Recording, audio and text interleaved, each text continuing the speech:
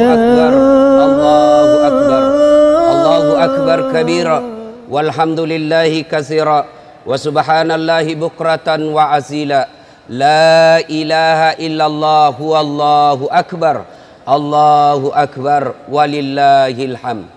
Alhamdulillah, alhamdulillahi rabbil alamin, wa bihi nasta'inu ala umurid dunya waddin.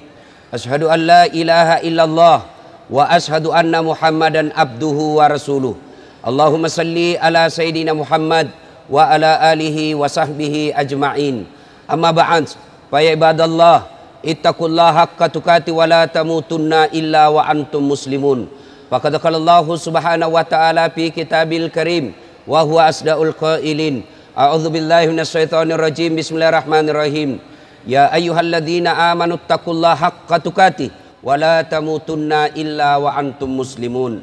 Sadaqallahul adzim. Ma'asyiral muslimin muslimat, sidang jamaah salat Id yang insyaallah dimuliakan dan dirahmati oleh Allah Subhanahu wa taala. Perlu kita ketahui bahwa Idul Kurban itu simbol permusuhan abadi antara iblis dengan manusia. Itulah sebabnya kalau kita ibadah haji, kita melontar 3 jumrah. Karena kita lawan setan.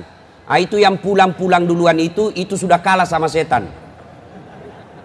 Mereka yang sudah keluar itu sudah kalah sama setan. Maka mereka termasuk orang-orang yang tidak disayangi oleh Allah, tidak diberkahi oleh Allah, karena hidupnya kalah sama setan.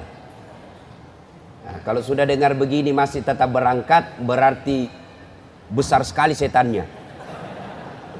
Allahu akbar, Allahu akbar, Allahu akbar, walillahil hamd. Mohon kerjasamanya untuk tidak ribut, dan mohon kerjasamanya untuk HP-nya disimpan, karena HP itu bagian juga dari bisikan setan, sehingga Anda juga tidak konsentrasi dalam dengar dakwah.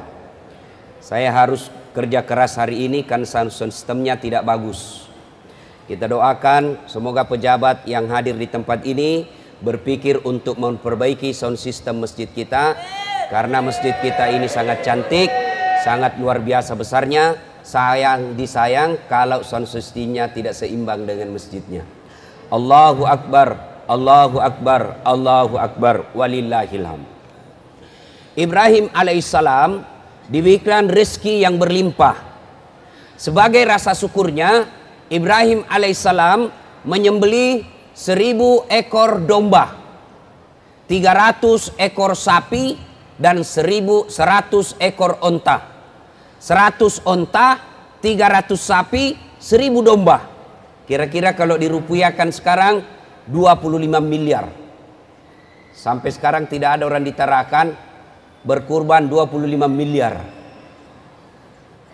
Ini seluruh manusia memuji. Hebat kau Ibrahim, luar biasa. Begitu dipuji Ibrahim alaihissalam, datang penyakitnya, kapujian. Seperti juga tidak ada manusia yang tidak senang dipuji.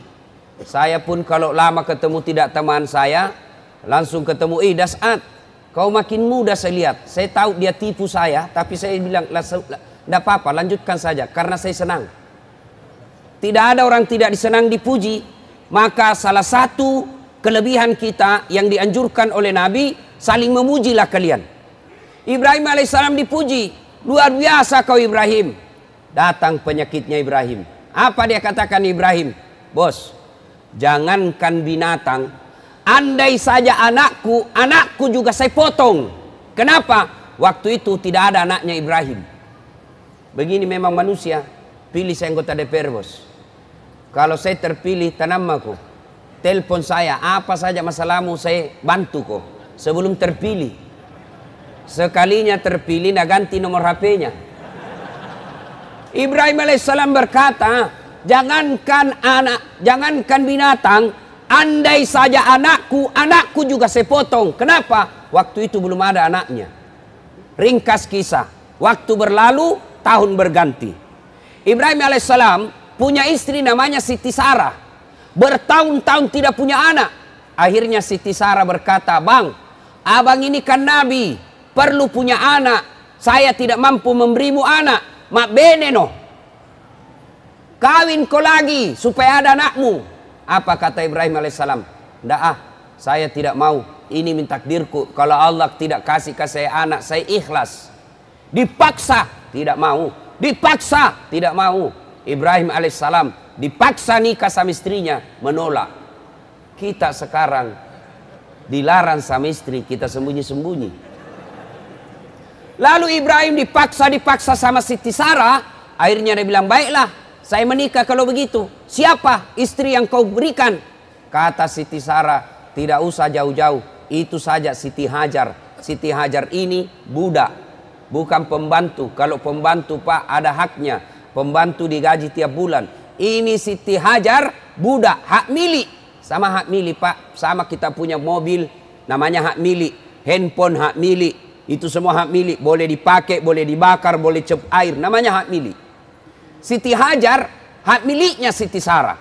Ia bawa nempu bene, ini budak kita, nikah. Setelah menikah dengan Siti Hajar, alhamdulillah hamil, melahirkan anak namanya Ismail. Inilah keturunan orang Islam. Setelah menikah dengan Siti Hajar, hamil pula Siti Sarah. Nah bilang Siti Sarah, kenapa baru sekarang? Sudah menikah, apalagi? Maka bapak-bapak kalau ada sampai sekarang belum punya anak, ceritakan ini kepada istri tak. Siapa tahu istri tak nak suruh lagi kawin. Kawin maki Pak, supaya ada wija-wijata. Menikah Ibrahim alaihissalam dengan Siti Sarah, lahir anaknya namanya Ishak alaihissalam. Inilah keturunan bangsa Yahudi. Nah, pada tanggal 8 Zulhijjah, mimpi Ibrahim alaihissalam. Ibrahim, kau pernah bernasar. Kalau ada anak-anakmu kau potong. Sekarang ada anakmu. Potong itu Ismail. Bangun Ibrahim. Ini mimpi atau wahyu? Kalau ini mimpi, kenapa terang sekali? Kalau ini wahyu, kenapa anak disuruh potong? Ini anak satu-satu. Kalau 9 anak disuruh potong, dicari yang paling dongo. Ini anak satu disuruh potong. Gerek anakmu. Berpikir-pikir Ibrahim pada tanggal 8 Zulhijjah, maka kita sekarang orang Islam tanggal 8 Zulhijjah disebut dengan hari Tarwiyah atau hari berpikir-pikir. Tanggal 9 Zulhijjah, mimpi lagi Ibrahim. Ibrahim, potong itu anakmu. Kau pernah nasar, potong itu anakmu. Ibrahim alaihissalam bangun, dan pada saat itu Ibrahim alaihissalam yakin, ini perintah Allah. Ini wahyu. Dia yakin pada tanggal 9 Zulhijjah itu Ibrahim alaihissalam yakin bahwa ini perintah adalah wahyu, bukan mimpi. Yakin dia. Disebut hari Arafah atau hari keyakinan tanggal 9 Zulhijjah kemarin. Tanggal 10 Zulhijjah dia panggil anaknya, Ismail sini kau dulu nak. Kenapa Kipak? Saya diperintah Allah untuk potong kamu. Bagaimana menurutmu? Kira-kira kalau anak muda tarakan ditanya begini sama bapaknya, nah disuruh kak potong kok. Apa jawabannya kira-kira anak tadi rumah? Pasti nak bilang, kenapa saya Pak? Masih muda kak. Itu mau nenekku yang sudah tua. Ini jawaban orang pintar, tapi tidak soleh. Mendengar ini, apa kata Ismail alaihissalam? Pak, kalau ini perintah Allah, jangan cemas. Laksanakan, insya Allah Bapak akan mendapati saya menjadi anak yang sabar. Tapi kata Ismail, sebelum kita potong saya Pak, ada 5 permohonanku. Apa itu? 1, tolong pakai pisau yang sangat tajam. Nah, bapak-bapak yang diberi kesempatan untuk sembeli, Mak Gerek, Pak Imam, Pak Kate, Pak Bilala, Pak Doja, itu kalau kita menyembeli Pak, pakai pisau yang sangat tajam. Jangan menderita binatang. Potong itu binatang dekat dengan leher atasnya. Kalau kita potong di tengah-tengah, maka pasti itu binatang lama baru mati. Malah kalau ayam kita potong atau angsa kita potong di tengah, bisa terbang dulu. Maka itu disunnahkan, dianjurkan potong dekat dari kepalanya, itu ujung lehernya. Yang kedua kata Ismail alaihissalam, kalau Bapak potong saya, tolong tutup mata. Kenapa? Selama Bapak lihat saya, saya tidak yakin bapak berani memotong saya. Tutu imatata. Yang ketika kata Ismail alaihissalam, tolong kalau bapak potong saya, ikat kaki dan tanganku supaya saya tidak meronta-ronta kesakitan. Yang keempat, tolong bajuku jangan kena darah supaya ibuku tidak lihat bajuku yang kena darah. Dan yang kelima, besok-besok kalau saya sudah meninggal, usahakan tidak ada anak-anak yang lewat depan rumah seumuranku supaya mamaku dia tidak ingat lagi, kasihan. Allahu Akbar. Allahu Akbar, Allahu Akbar, Allahu Akbar. Akhirnya tanggal 10 Zulhijjah dibawalah Ismail oleh bapaknya menuju ke Mina sekarang untuk dipotong. Ketika menuju ke lontaran itu, tempat itu, setan kepanasan, iblis kepanasan. Kata iblis, kalau berhasil Ibrahim potong ini anaknya, maka tidak ada lagi temanku di neraka. Maka iblis berusaha menggoda Ibrahim agar dia tidak potong anaknya. Datanglah iblis. Ibrahim, mau kau kemana? Sadar kau, masa kau mau potong itu anakmu? Lihat kau itu anakmu ke belakang. Cakep, lagi lucu-lucunya. Kau bisa suruh dia, bisa kau dah bantu bekerja. Lama kau tunggu, satu-satu lagi, masa kau mau potong? Ibrahim alaihissalam tidak banyak bicara.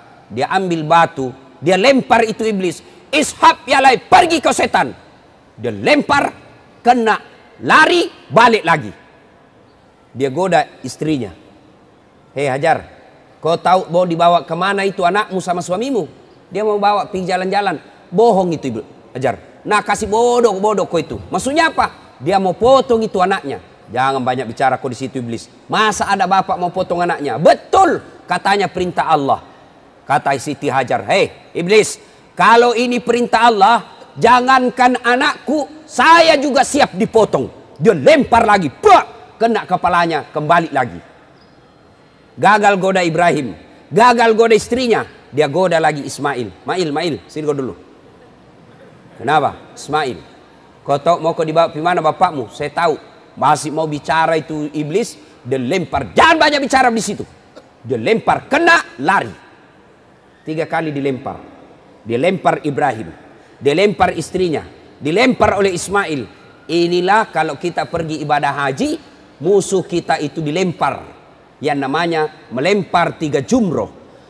Usta, Aqabah, Ula. Setan besar, setan tengah, setan kecil. Lempar, satu tempat 7 batu.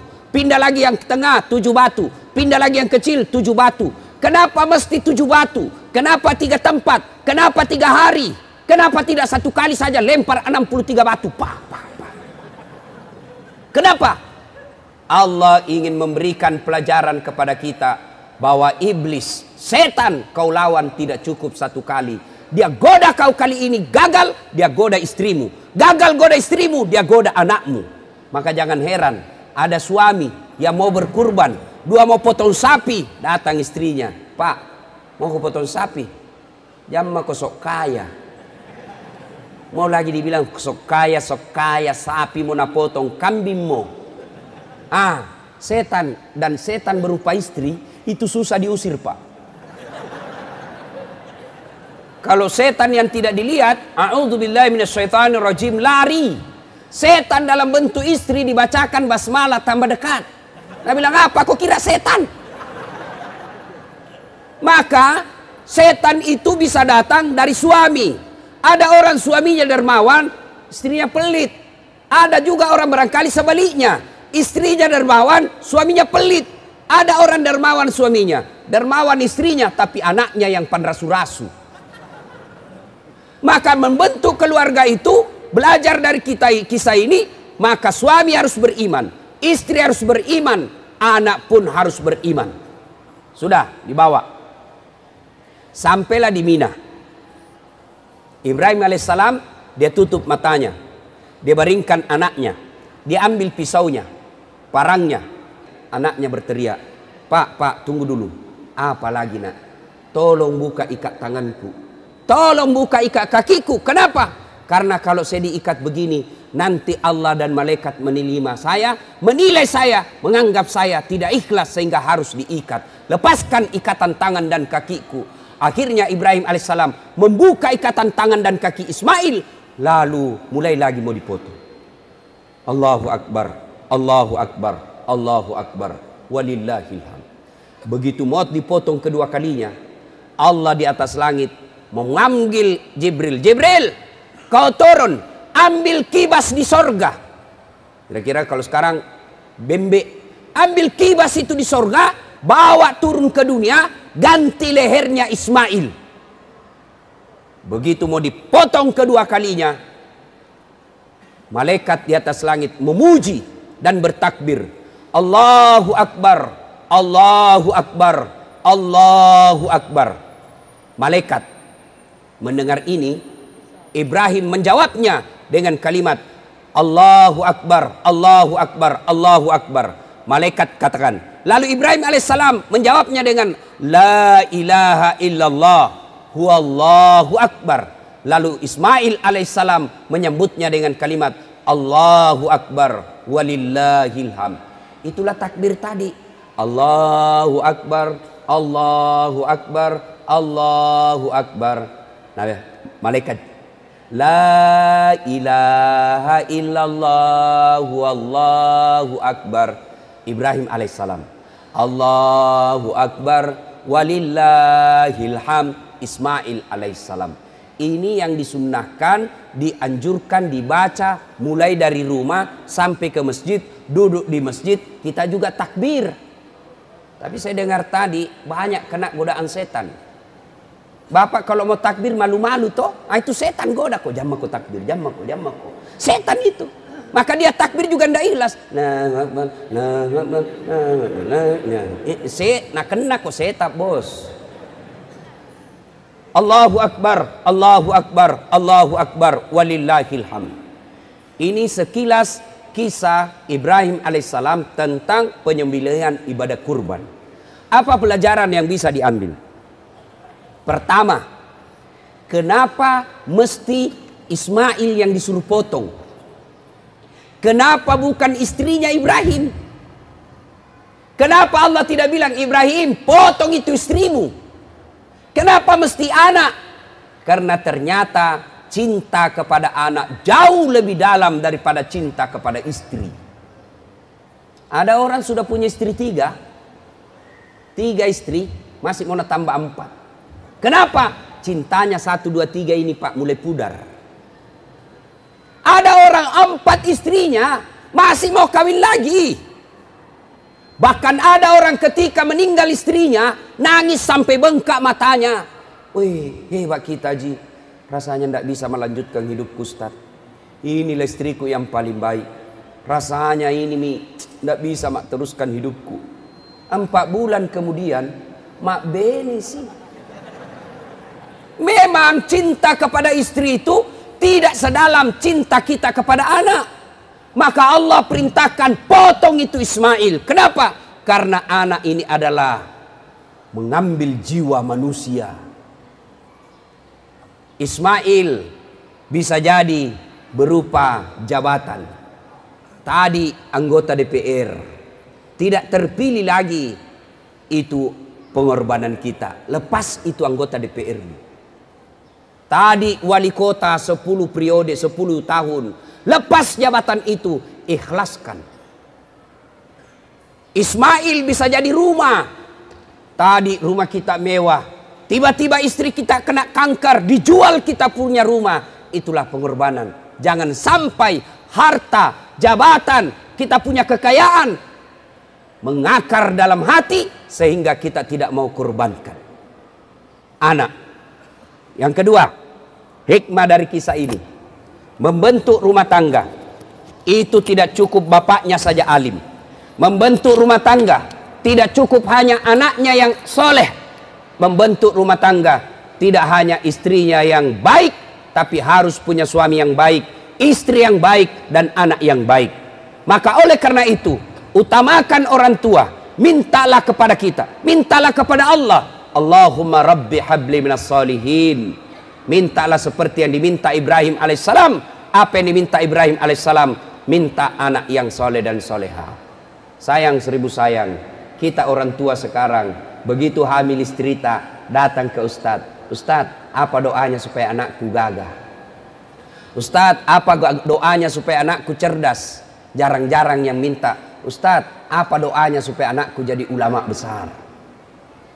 Padahal Bapak Ibu sekalian, ketika kita masuk di kubur, ibu-ibu, bu, kalau mati ki besok-besok, kira-kira siapa doakan ki? Suami tak, yang ki harap. Bapak-bapak kita meninggal, siapa doakan ki kira-kira Pak?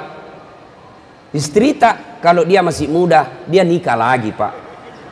Lalu siapa yang doakan kita? Anak. Maka kekayaan kita adalah anak yang soleh dan soleha. Menyambut ajakan Pak Wali Kota tadi, mari mulailah memperbaiki dari rumah. Dengan cara apa? Anak-anak kita dididik dengan sebaik-baiknya. Didik anak kita. Bapak tidak usah cemas kalau anaknya mendaftar PNS tidak lulus. Bapak tidak usah malu kalau anaknya kemudian mendaftar anggota dewan lalu tidak terpilih. Tidak usah malu. Bapak malu kalau anaknya sudah sarjana, anak gadisnya sudah sarjana, tapi belum pakai jilbab. Anaknya sudah punya cucu, tapi belum juga dia datang berjamaah ke masjid. Demi Allah, begitu Bapak meninggal, anak inilah yang kita harapkan mendoakan kita. Allahumma rabbi habli minas solihin. Itulah doa. Maka bagaimana memiliki anak yang soleh dan soleha? Yang pertama, kasih nama yang baik anak kita. Lahir anakmu, kasih nama yang baik. Mana nama yang baik? Nama-nama artis? Bukan. Mana-mana yang baik? Nama-nama yang ada doa di dalamnya. Kasih nama Abdurrahman, Abdul Jabbar, Muhammad Faiz, Muhammad Hafiz, Muhammad. Kasih nama-nama baik. Maka kalau laki-laki anak tak bagus, kasih di depannya Muhammad atau Ahmad. Bapak yang nama-namanya tidak islami, masih sakit matu komate ki di padang mahsyar nanti Pak, padang mahsyar dikumpul kita dari Adam sampai kiamat, berapa triliun manusia, dan kita diadili, dipanggil satu-satu. Siapa dulu yang dipanggil? Bukan nenek yang duluan mati. Siapa dulu yang dipanggil? Nama-nama Islam dulu. Abdurrahman, Abdul Jabbar, Mutmainnah, Aisyah, Fatimah, itu dulu yang dipanggil. Dodi, Joni, Rudi, Ningsi, Nining, Tuti, Mondriko bos di belakang. Ustadz, bagaimana sekarang Ustadz? Namaku sudah terlanjur tidak ada Muhammadnya. Islamkan hari ini. Bagaimana cara Islamkannya? Tambah Muhammad di depannya. Sampaikan ke orang, mulai hari ini saya Islamkan namaku dengan menambah Muhammad di depannya.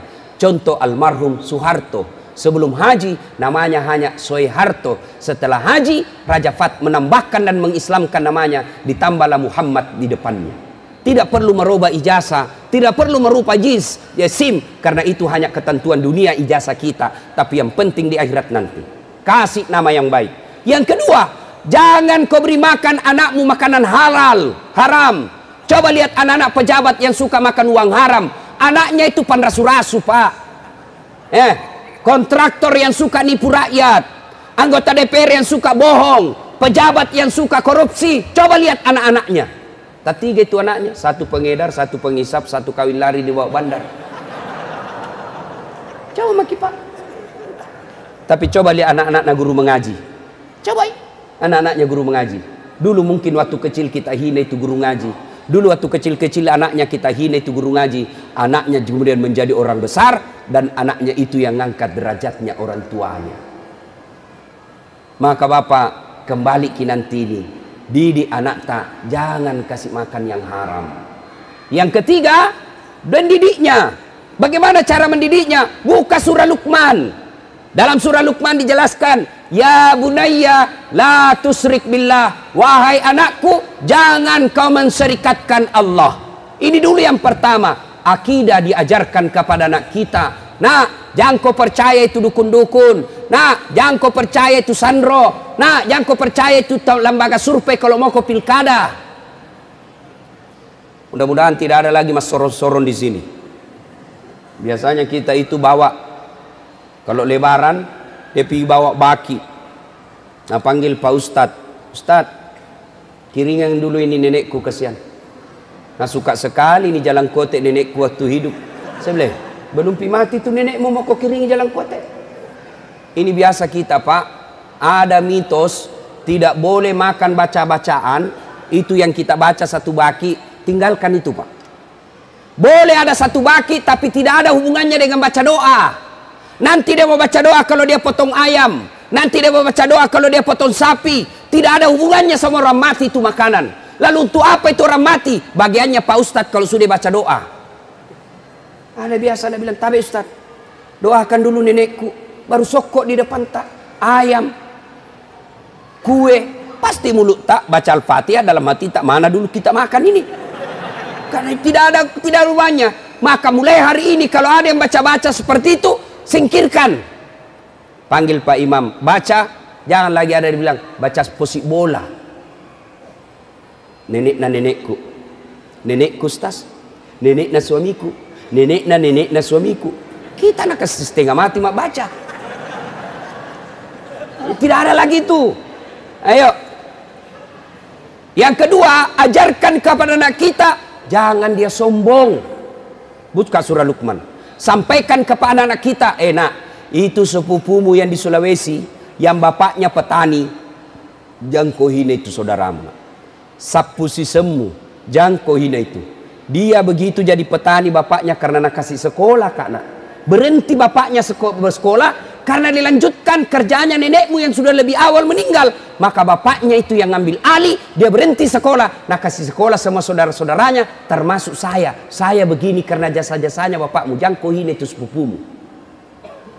Banyak diantara anak kita, bapaknya yang anggota DPR, anaknya yang kurang ajar.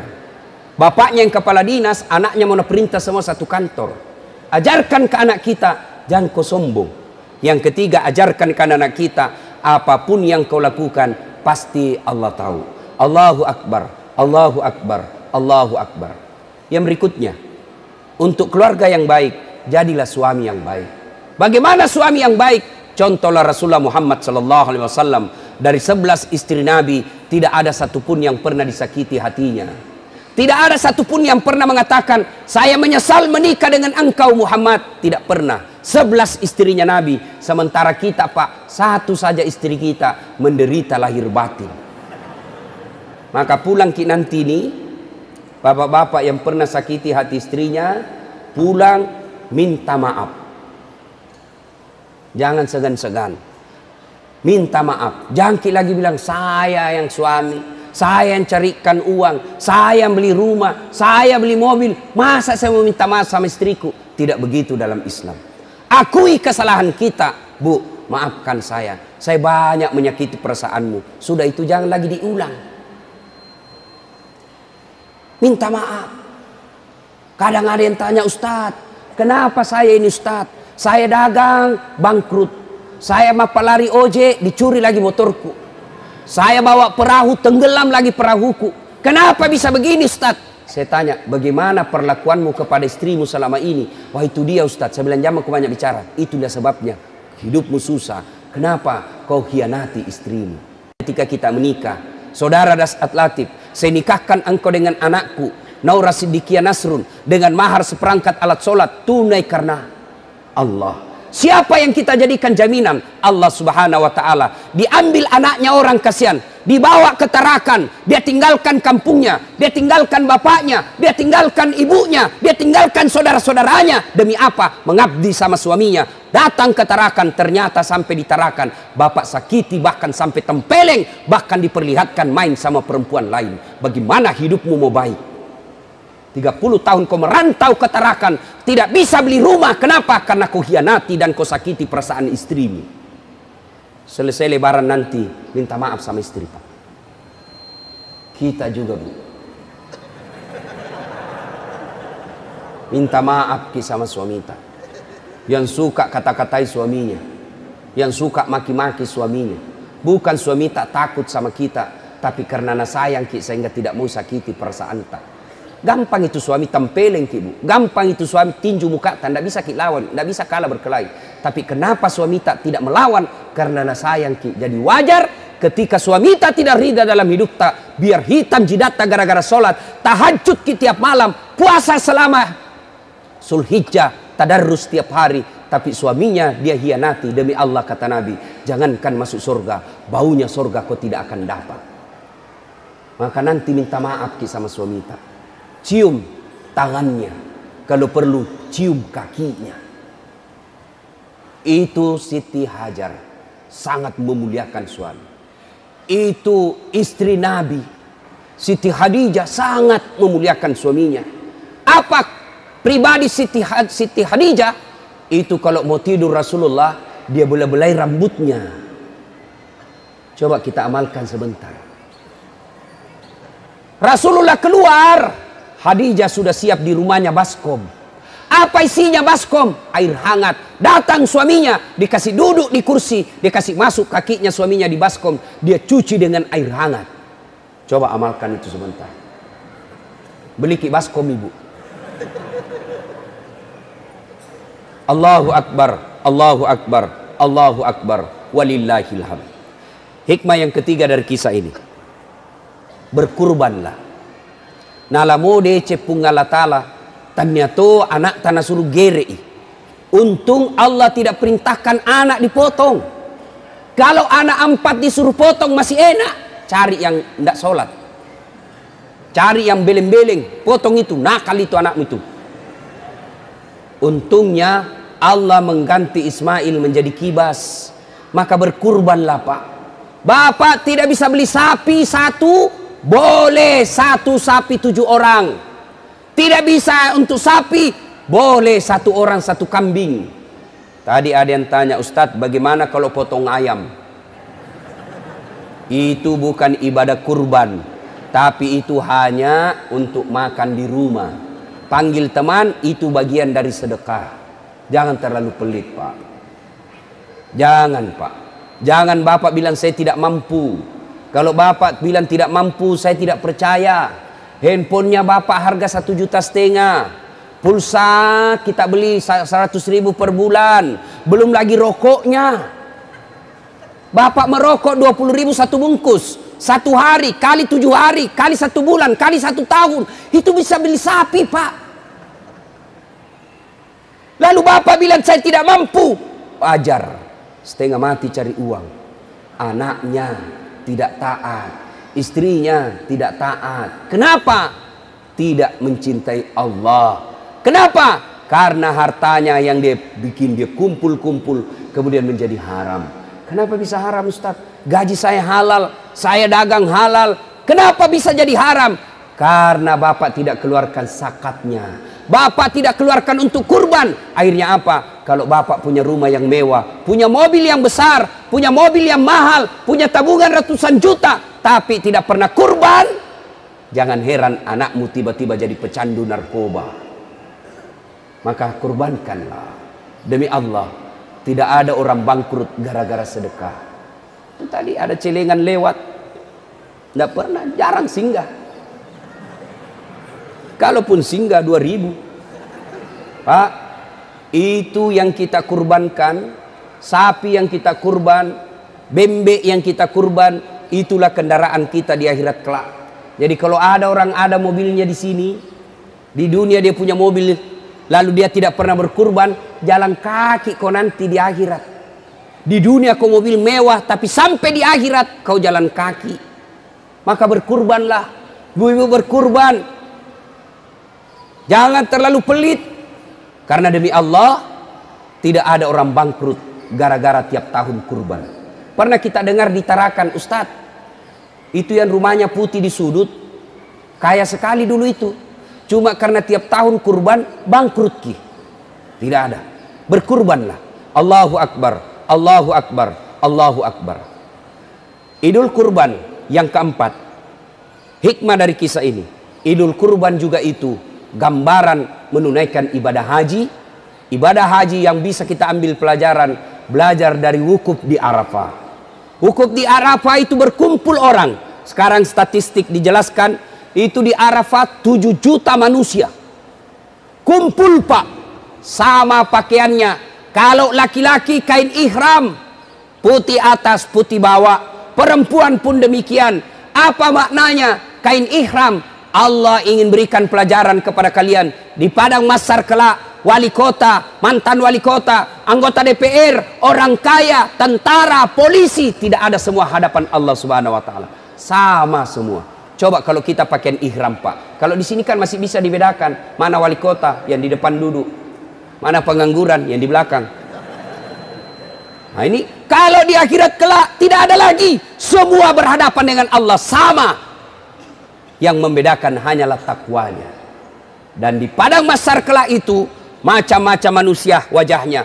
Ada manusia yang mukanya seperti ular, kata Nabi. Siapa mereka yang muka ular? Mereka yang suka cari-cari muka, menjilat-jilat. Ini di kantor wali kota banyak. Cari mereka, siapa? Ya Pak Wali, ya siap salah, ya Pak, cocok, padahal lu salah. Nah, ini cari-cari muka, nanti mukanya seperti ular. Ada juga nanti kata Nabi yang mukanya seperti tikus. Siapa muka tikus? Mereka yang suka ngambil barang-barangnya orang. Nah, yang keserobot tanahnya orang, ambil kursi kantor, ambil meja kantor wali kota, itu nanti mukanya seperti tikus.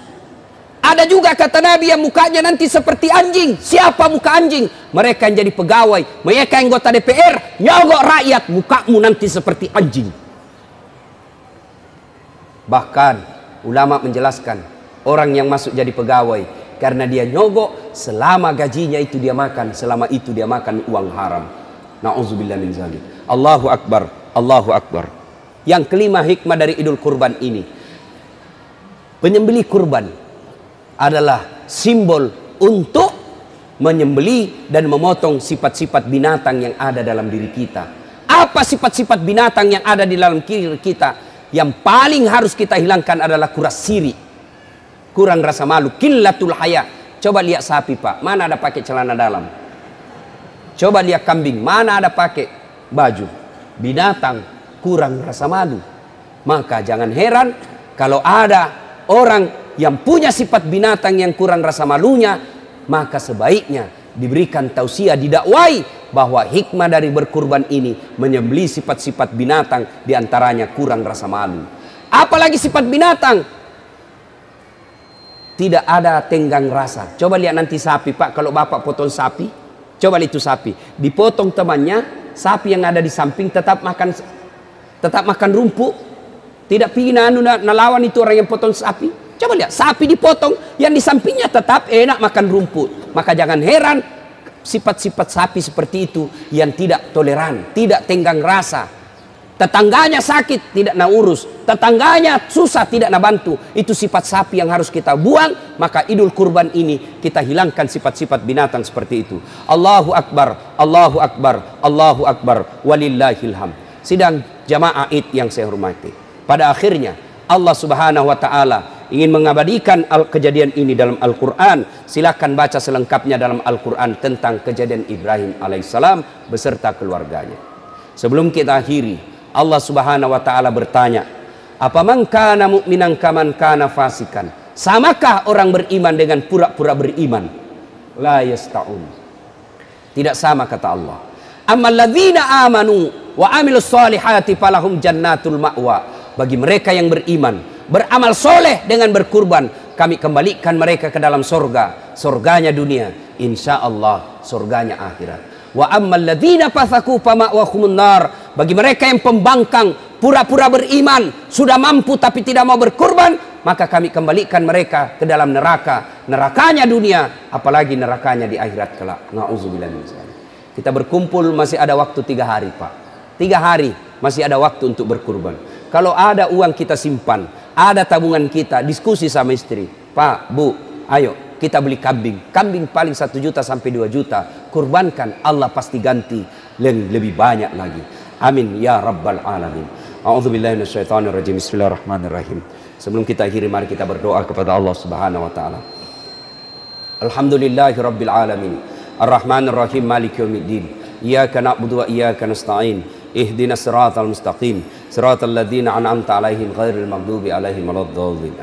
Allahu akbar, Allahu akbar, Allahu akbar, Allahu akbar, Allahu akbar, Allahu akbar, Allahu akbar kabira, walhamdulillahi katsira, wa subhanallahi bukratan wa azila, la ilaha illallah, huwallahu akbar, Allahu akbar, walillahil hamd.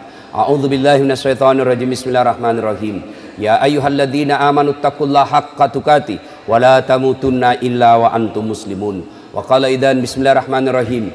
Innallaha wa malaikatahu yusalluna 'alan nabi. Ya ayyuhalladzina amanu sallu 'alaihi wa sallimu taslima. A'udzu billahi minasyaitonir rajim. Bismillahirrahmanirrahim. Allahumma salli ala Sayyidina Muhammad wa ala ali Sayyidina Muhammad. Allahumma ghafir lil mu'minina wal mu'minat.